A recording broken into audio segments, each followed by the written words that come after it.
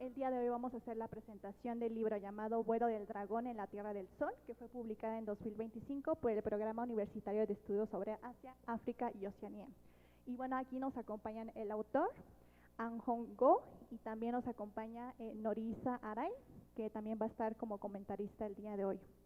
Y bueno, comenzando con un poco esta presentación de este libro creo que nos demuestra un poco que la cultura china no es tan ajena a la mexicana. Entonces podemos ver a partir de diferentes etapas que nos menciona el autor, a partir del porfiriato, la revolución y el presente, algunas situaciones que demuestran la cercanía de la cultura. Entonces, a partir de experiencias, en este caso mencionaba el autor que tiene experiencias con base en su familia, que emigró a Vietnam y posteriormente pidió refugio en Estados Unidos. Bueno, pues finalmente creo que encuentra en México una parte donde se siente que pertenece o llega aquí a México, ¿no? Entonces, bueno, también creo que es muy importante esta parte que menciona el autor, que es también una parte del reconocimiento de la cuarta raíz, que no solamente es la indígena, la española y la africana, sino que también tenemos esta parte china. Y creo que también podemos darnos cuenta en un momento que nos hable el autor más de ello, pues que no es tan ajeno, ¿no? Tenemos como muchas cosas que voy a llamarlo de alguna manera herencia que tenemos de los chinos, como por ejemplo el llamado a las tienditas de la esquina, o también el famoso pilón, que también viene un poco de la herencia china de estas migraciones que hubieron. Y bueno, no justamente como en el porfiriato, sino que también tenemos este antecedente en la Nueva España, que fue cuando llegaron con algunos filipinos a las costas de México. Pero bueno, ya a partir del porfiriato es cuando justamente este presidente da la bienvenida a los chinos para que se haga un desarrollo en el norte del país, en especial en Durango, partes de Mexicali. Entonces es por eso que también hay bastante cercanía de los chinos en esta parte del país.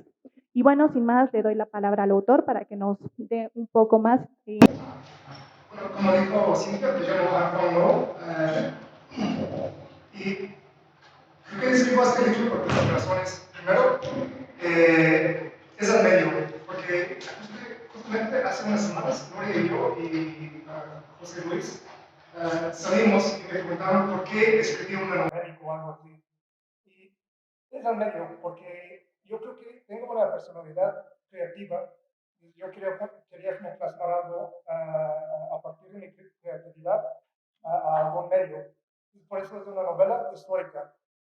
La segunda razón que escribí este libro, yo creo que tiene un sentido comunitario, porque yo siempre he contado a muchas personas de la influencia china en la sociedad mexicana cotidiana, como mencionó la tiendita. Esa idea viene de los chinos. Antes de los chinos solo había tianguis, mercado, o ibas directo con el proveedor, pero los migrantes chinos tenían la idea de poner algo donde podías conseguir todo en un solo lugar. Ese es el segundo sentido. Bueno, aparte, creo que vemos esas influencias en la gastronomía. Muchos ingredientes vienen de China, tamarindo, limón, cilantro. Hay muchas cosas que vienen de ahí, diferentes especias. Y la técnica, por ejemplo, del maqui en la artesanía mexicana. Esos son los primeros dos motivos. El por qué una novela y el sentido comunitario. Y yo creo que mi tercera razón por escribir es algo más personal. Eh, que yo soy ciudadano mexicano, pero pues yo tengo una apariencia diferente, ¿cierto? Pero siempre me he sentido en casa, aunque por la apariencia física, quizás algunas personas podrán decir, pero él no es de aquí o algo así. Yo quería como explicar, porque sí pertenezco aquí a México, sí soy mexicano, no a pesar de, sino por diferencias chinas y asiáticas. No sé si es... Muchas gracias. Y creo que también el doctor Aray nos podrá complementar un poquito con su experiencia en este caso siendo migrante japonés también en México. Y bueno, por favor, algunas anécdotas que tengan aquí en México. Buenas tardes a todos. Muchísimas gracias por su presencia en el lugar. Yo soy Sarai, me dicen Nori, porque es más fácil. Entonces, estoy actualmente como investigador postdoctoral ahí en el programa universitario de estudios sobre Asia y África Oceanía. Estoy estudiando un caso de Japón. Pero tengo el gusto aquí de compartir con Juan, que según yo entiendo, hace como 14, 15 años viniste a México, ¿verdad? Yo también vine hace como 12 a 3 años, 13 años, por eso creo que nos comunicamos bien y todo en español, ¿no? Y sí creo que tenemos esa experiencia de haber sido acogidos precisamente por los mexicanos. Eh, También quisiera mencionar que creo que sabemos más de México que Chihuahua, porque eso sí estamos seguros. Y me gustaría invitar a leer este libro, porque al leer yo acercarme a este libro, lo que me doy cuenta desde el primer inicio es cómo los sucesos históricos, políticos sociales de México han podido afectar tanto a la migración, no solo a China, pero también a Ecuador también, pero en este caso de la migración china, pues atravesaron muchísimos episodios cerca, por ejemplo, de la revolución, que hubo una represión muy fuerte en el norte, sobre todo, y que eso narra a través de estas líneas de novela. Y me parece que es importante resaltar la importancia del formato, porque, como mencionó él, que no sea académico, no sea tan rigurosamente como artículo científico, que están destinados para ciertas personas nada más, y que no sea de difusión importante, ¿no? Bueno, es un poco crítica para nosotros académicos, pero entonces me dio mucha envidia en el sentido de que tenía la facilidad de expresar muy bonito, pero los contenidos que no son tan bonitos en realidad, pero son cosas muy reales, basándose en hechos reales. Pero rescato mucho el mérito de esto, porque creo que rebasa en cierto sentido el límite que tenemos en los artículos académicos o las publicaciones de ensayos, así, porque justamente la novela se acerca a la subjetividad, a los sujetos, a la visión de las personas, a las narrativas que nos quieren contar estas personas. Ciertamente creo que la obra logró hacer visibilizar las voces y voces, esta cotidianidad, esta historia que están dentro de la cotidianidad, ya no se cuentan, pero que él rescata esa parte, y es un intento muy fructífero, pero que quizá el formato es diferente a la academia, pero justamente por haber elegido este camino de la novela, está logrando algo muy importante. Y entonces les invito a todos ustedes que lean este libro y que se acerquen. Veo que trae varios ejemplares hoy, entonces si les interesa, por favor, se acerquen. Y me gustaría pasar con esto a como una guerra de anécdotas, de chismes de los migrantes japoneses y de chinos aquí en México. Y bueno, me gustaría comenzar preguntarte un poco sobre cómo ha sido el proceso inicial, creo que basándose en el contenido también del libro, cuál ha sido el primer momento de la migración migración china aquí en México.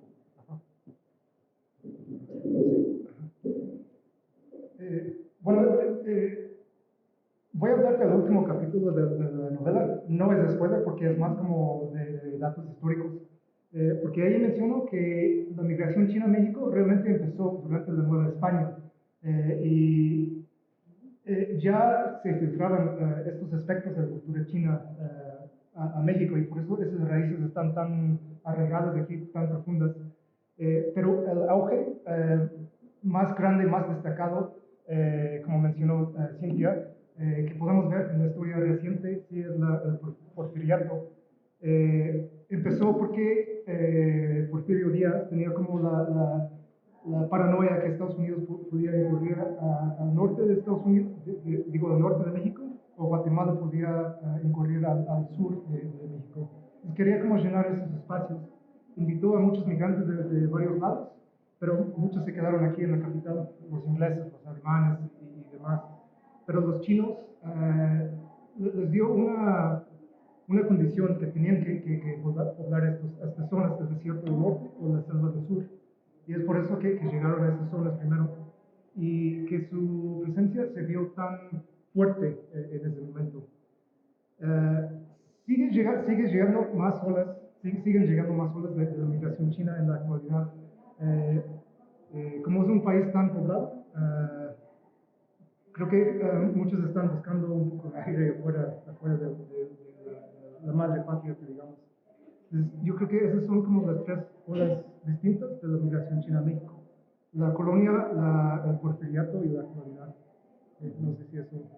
Sí, así es. Es que todas estas como anécdotas, que me parece que todos podrían merecerse un capítulo de Netflix, realmente podría ser una historia, porque sí, entonces yo también estaba revisando, yo en mi caso, como soy de Osaka, de Japón, y realmente no tengo más conocimiento sobre la migración asiática, sino más bien nada más del caso japonés. Pero del caso japonés podría decir que en el siglo XVII, con la misión Hasekura, pues ya se completó la primera migración, pero fue como un suceso singular histórico. Lo que pasó masivamente fue a partir de 1897, al igual que creo que la migración china, en ese tiempo de porfiriato, pues los japoneses también empezaron a llegar a México. La odisea comienza desde el sur, en Chiapas, ¿no? Y entonces, ahí lo que me pareció una anécdota muy interesante, que quisiera contar es que entonces aquella época, un poco antes de la migración, Japón estaba dividido en dos, ¿no? Reformistas de Meiji y también otro grupo que era el shogunato, de que estaban protegiendo el sistema de señor feudal, ¿no? Del shogun. Y en eso, pues el último general que fue rendido, finalmente se rendió y se convirtió parte del nuevo gobierno, pero él era el líder de la migración hacia México. Y entonces él tenía ideas muy interesantes, muy utópicas, de reconstruir en México el nuevo shogunato. O sea que México, el país del sueño, como saben ustedes, entonces tenía la intención de construir una nueva utopía en México, ¿no? Es una anécdota muy interesante. Pero hablando de un poco de la utopía y también la comuna que se quería formar, a mí me llamó mucha atención la idea del atón que se conserva en la comunidad china. No sé si nos podrías comentar un poco sobre el atón. Sí, ajá. Creo que tomé un poco de licencia creativa en el libro sobre el atón, porque ahí la describo más como una multifamiliar, pero conservo ahí la esencia, que es una fraternidad. Se basa mucho en la idea de la logia masónica, de juntar ahí la comunidad, de hacer los tratos entre la misma comunidad, de protegerse. Cualquier necesidad que necesitaba cualquier miembro de la comunidad china, si pertenecía a su tong, allí podía hablarlo, allí podía solicitarlo. Pero en el caso de las tongs, creo que hay como más apertura que las logias como europeas, porque muchas veces en las logias europeas se ven lugares de puros hombres, de puras mujeres y de puro ceremonia, pero en el caso de las tongs, creo que hay familias enteras, hay hombres, hay mujeres, hay convivencias. Bueno, y hay diferencias entre ellas también, porque en diferentes épocas había diferentes tonos que representaban diferentes corrientes o ideologías de China, nacionalista, comunista, etc. ¿No? Pues, Creo que otro asunto, muchas gracias, creo que otro asunto que me llamó mucha atención es esta represión que hubo por parte de la Revolución Mexicana, sobre todo de Pancho Villa y también Emiliano Zapata. Y me recuerdo que, pues, otra anécdota de la migración japonesa es que el brazo derecho de Pancho Villa, de hecho, era un japonés que se llama Kingo Nonaka Kingo.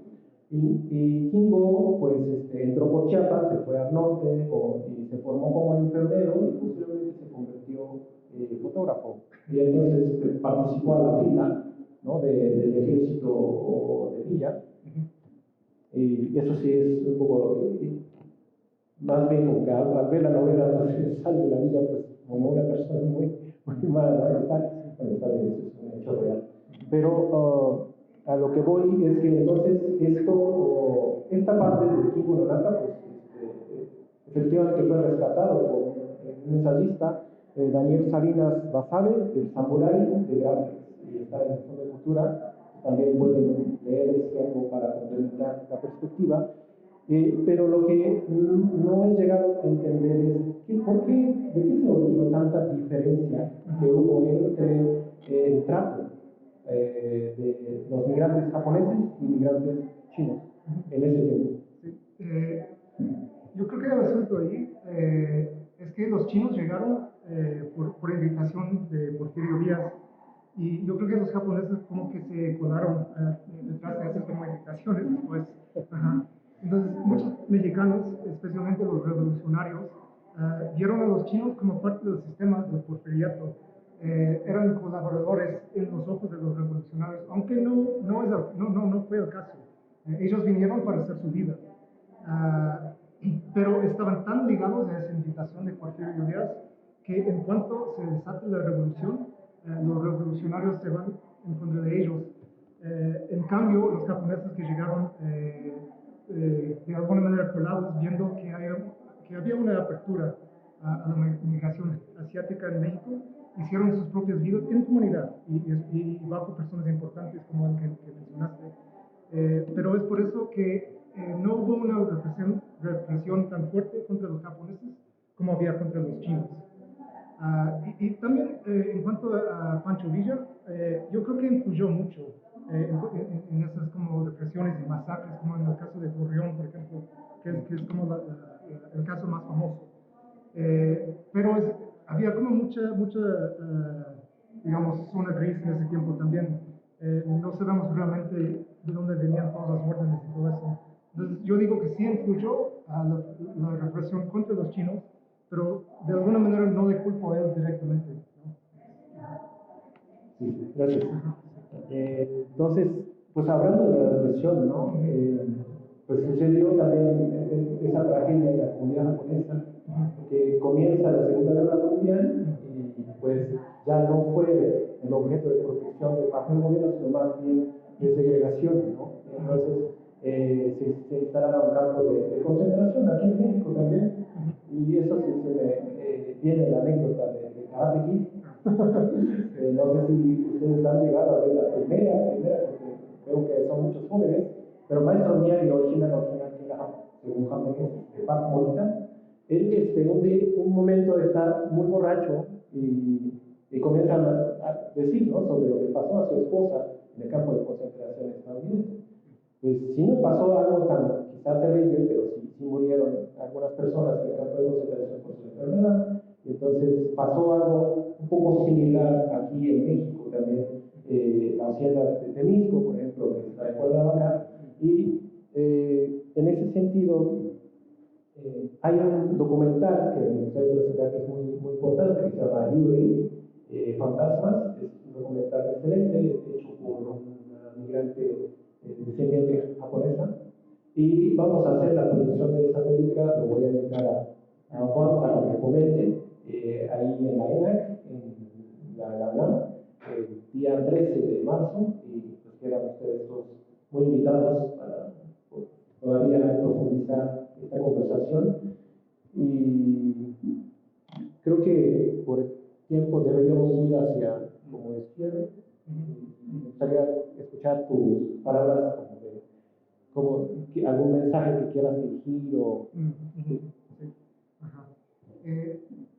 Bueno, quizás para cerrar, entonces yo mencioné la ola de migrantes chinos que está llegando en la actualidad, y como ven, no está bien, pero están desplazando a muchos comerciantes mexicanos de los mercados en el centro histórico de México, de la Ciudad de México, por ejemplo. Pero esos comerciantes que ves ahí no tienen la culpa, sino hacen tratos con personas más poderosos y después llegan ahí. Tienen como muchos de ellos quieren ir a Estados Unidos, por ejemplo, y tienen tratos con, digamos, tipos mafiosos para estar aquí entre 3 y 7 años y después las suelten para que vayan a Estados Unidos. Entonces, la cosa es que yo estoy viendo otra vez ese rechazo hacia la nueva migración china en la actualidad. Y yo creo que tenemos que conocer la historia para prevenir las mismas tragedias de antes. Yo creo que por eso también es importante leer sobre las tragedias que pasaron en el norte del país, en Torreón, en Sonora, en Chihuahua, para como prevenir un nuevo odio hacia esta nueva comunidad china que está llegando también, la nueva generación que digamos. Ajá. No sé si...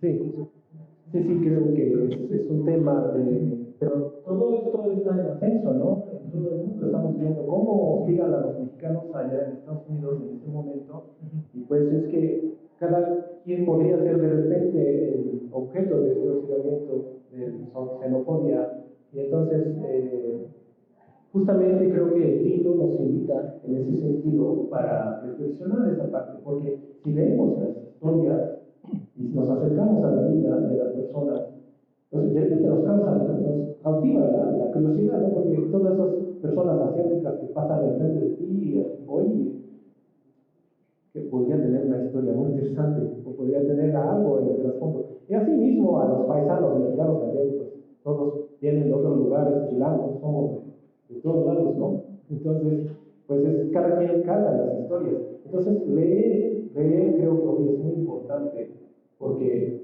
creo que estamos perdiendo mucho la costumbre de las horas que dedicamos a leer, porque estamos viendo el celular, en 5 minutos vienen las noticias, todo está muy rápido. Entonces, creo que hay que combatir contra esa rapidez. Tenemos que sentarnos y leer un libro como esto para poder combatir justamente con estas ideas xenofóbicas que hoy estamos enfrentando, ¿no?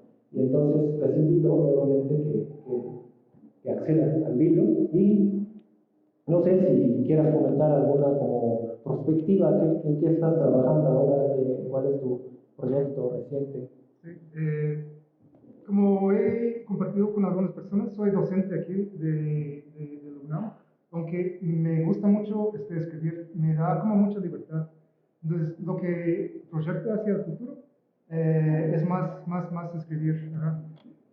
Yo estoy en correcciones en otro libro sobre los braceros, o sea, los migrantes mexicanos, los campesinos mexicanos que fueron enviados de Estados Unidos durante la Segunda Guerra Mundial para que fueran mano de obra en los campos. Esto ya está listo, estoy escribiendo otro libro para niños sobre animales, y me gustaría en algún momento escribir sobre todos esos grupos que han llegado aquí a México, afromexicanos, japoneses, coreanos, y hacia temas más actuales también. Ajá. Entonces, es mi sueño dedicarme a escribir y quizás dejar la docencia algún día, no sé. Sueño de todos. No, entonces creo que necesitamos contacto de alguna editorial, por favor, que si ustedes tienen contacto, por favor, faciliten aquí a Juan. A mí también creo que necesitamos contacto para salir de la academia. Sí, y muchísimas gracias. Entonces, de parte, creo que sí, reiterar que es una felicidad también poder estar aquí hablando en español, y somos de distintos lados, nacimos en otros lugares, y que aquí estamos presentes, ¿no? Y que podemos comunicar. Eso es algo muy bonito de esta etapa, esta era, que antes creo que era impensable. Y entonces, paseamos finalmente, ¿no? Pero me gustaría entonces escuchar, creo, la palabra de todos ustedes, y interacciones así, preguntas, comentarios. ¿Hay algún comentario ahí? No sé. Ajá. ¿Cómo lo hacemos para escuchar? Y otra cosa, quiero felicitarlo y hacer un reconocimiento. Lo conozco aproximadamente unos 10 años, en un ámbito muy distinto, pero que nos unió la migración por medio de un migrante francés, y nos hicimos amigos. A mí me consta el cariño que le tiene a los padres, y me parece algo importante, aparte de su esfuerzo de hacer puentes de la migración innovadores, como es muy común en nuestros medios, en nuestro tiempo. Entonces, para mí es una felicidad ciudad, haber podido venir y un abrazo. Gracias. Mi nombre es Ignacio Chiu Chan. Yo soy el fundador de Inmigraciones Chinas a México. Antes de que se me olvide, pueden hablar directamente a José Luis Chung. ¿Sí? Él les va a publicar todos los libros y los va a apoyar sobre la migración china. Y ahorita les paso el contacto. Mi grupo tiene alrededor de 14 años. Hemos reconstruido la historia de la migración china en México, pero también de manera muy diferente. Todos los que somos descendientes de chinos hemos compartido fotografías y a través de la fotografía hemos reconstruido todo esto. Ya has visitado nuestra página. Y bueno, tengo el orgullo de comentarles que ya ha habido tesis de Harvard, de la Universidad de Brown, aquí de la Universidad Nacional, inclusive de Shanghái, ¿sí? Que han tomado precisamente todos los documentos precisamente de ese grupo. Este grupo lo que logró fue visibilizar lo que pasó en 1911 en Torreón y lograr que el gobierno mexicano pidiera perdón por toda la masacre que hubo en 1911. Eso fue lo que logró el grupo. Ahora bien, eso es lo del grupo. Tocante a lo que es lo del libro, es esta nueva corriente que yo los invito, porque en verdad yo he platicado con muchos chinos. A los chinos no les interesa la historia de los libritos, no les interesa la historia sacada de las demás fuentes, lo que les interesa es la historia viva. Y esto es una historia viva, y yo ya estoy ansioso por comprar el libro y leerlo. Sí, muchas gracias.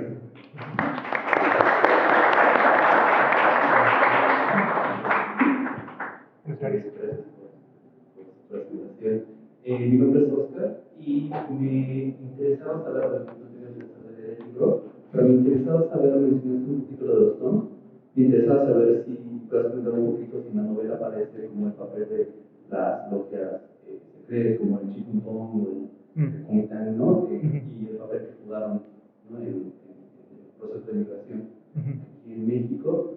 Y también la parte de cómo ves, tú comentabas que también eres académico, que cómo ves como la relación entre el archivo, ¿no? El archivo, la historia, los hechos verificables y la parte creativa, literaria, es decir, como qué puede aportar la ficción para reconstruir también estas historias de migración más desde el ámbito pues, doméstico, ¿no?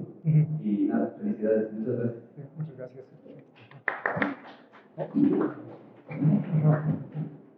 Bueno, si son sociedades secretas no puedo decir mucho. Pero no entro tanto en las comunidades específicas, sino las menciono como algo que acogieron a los chinos y donde se organizaron en su tiempo. Pero no entro en los casos específicos que mencionaste ahí, de los dons. ¿Cuál fue la segunda pregunta? Sobre el archivo de la creatividad. Archivo y cómo sí. la relación entre la novela y... Sí. Bueno, este libro es una novela, pero se basa completamente en datos históricos. Y yo creo que siempre hay como mucha zona gris, porque, como dice el dicho, también son los vencedores de las guerras que escriben la historia también. Entonces, hay que ser muy críticos, pero sí hay que apegarnos a los archivos y los expedientes históricos, ¿no? Pero yo quería dar una visión muy fiel, entonces sí, apegué completamente a datos históricos. Las personas asiáticas que transitan aquí por México es una historia. Pero los mexicanos también. En este caso también nos gustaría, tú nos estabas contando de tu historia, yo creo que tu historia en sí tú escribes sobre la migración china, pero ya la historia familiar, la persona tuya que nos contaste, yo creo que es una historia muy interesante. Me gustaría que nos contaras cuál fue tu trayecto, que no llegaste directamente aquí a México, sino cuáles fueron todos los momentos que tú pasaste antes de llegar acá. Sí, que te dé 40 minutos más.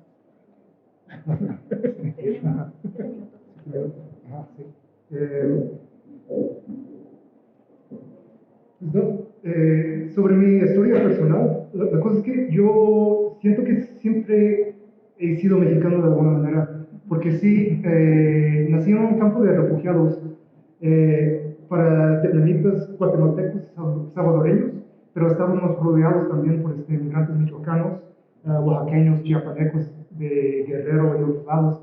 Entonces salíamos al campo y ya estábamos rodeados por mexicanos. Entonces yo creo que la mexicanidad, por decirlo así, siempre me ha rodeado, siempre ha estado ahí en mi camino. Entonces por eso venir aquí a la Ciudad de México fue como rastrear como esas huellas que tomaron los migrantes mexicanos hacia Estados Unidos.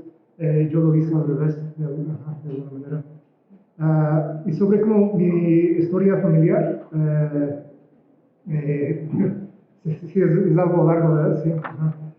Sí, sí mi abuelo paterno era de Shanghai, se mudó después a Cantón, de Cantón a Vietnam y después de Vietnam al Nuevo Mundo, al continente americano. Del lado bueno, y estando en Vietnam se casó con mi abuela que era vietnamita. Hasta ahí hubo rechazo por esa unión familiar. Aunque fue entre dos grupos asiáticos, ellos sí vieron como de diferencia. Entonces se apartaron como de la familia de mi abuela paterna y construyeron de nuevo su vida aparte. Del lado de mi familia materna es completamente vietnamita.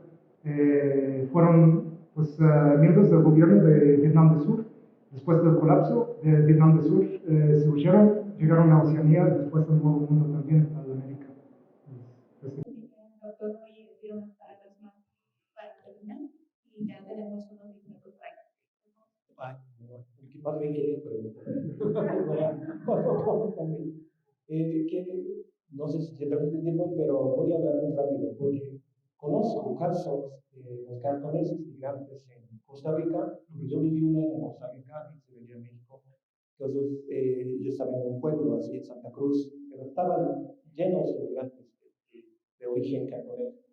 Y actualmente, bueno, en 2000, muy recientemente yo regresé a México por una boda, entonces ahí vi que había nueva generación de migración, pero que eran más de Beijing y de otros lados. Que entonces la comunidad original era China, digamos, que ya se estableció por mucho tiempo, ya no tenía como un buen vínculo con la nueva migración. Y este es el caso de Ciudad de México también. Eh, Creo que sí, no. La cosa en la Ciudad de México es que hay unos puntos muy claves donde se reúnen todos los chinos, barrio chino, la colonia de Augusto, lugares así. Entonces, creo que sí se marca como esta diferencia entre la antigua migración y la nueva, pero por esos puntos en que todos los chinos se reúnen aquí en la Ciudad de México, hay como más conexión entre la vieja generación y la nueva generación, desde mi perspectiva. No sé si si el señor Ignacio tiene más ajá. La verdad es que hubo varias corrientes. Antes de la revolución del 31, fueron los chinos que lograron quedar y establecieron restaurantes, cafeterías, heladería, y que precisamente es lo que nos habla del barrio chino, aquí en Calle de Dolores, que se establecen en 1948 y ya los alrededor, que es un tipo de ghetto, porque no se puede hacer. Pero todos estos eran chinos del sur. ¿Sí? La otra migración fueron a los que expulsaron y regresaron a una defensa, en este caso mi familia. ¿Sí? Cuando se expulsan a mestizos, pero ellos se casan con las chinas y regresan aquí a México. Siguen siendo de descendencia japonesa. ¿Sí? Y a partir ya de 1970, cuando se restablecen las relaciones diplomáticas ya con la República Popular de China, comienza la nueva migración china, ya de los del norte, pero a diferencia de que ellos ya vienen en familia. Entonces, si los ven ahorita, tanto los que están en Tepito y Santana, ya vienen en familia, a diferencia de los que llegaron primero, que estábamos los varones. O en el caso del adulto Piedad, que acabas de mencionar, ellos son distintos porque son cristianos. Entonces es como un denominador.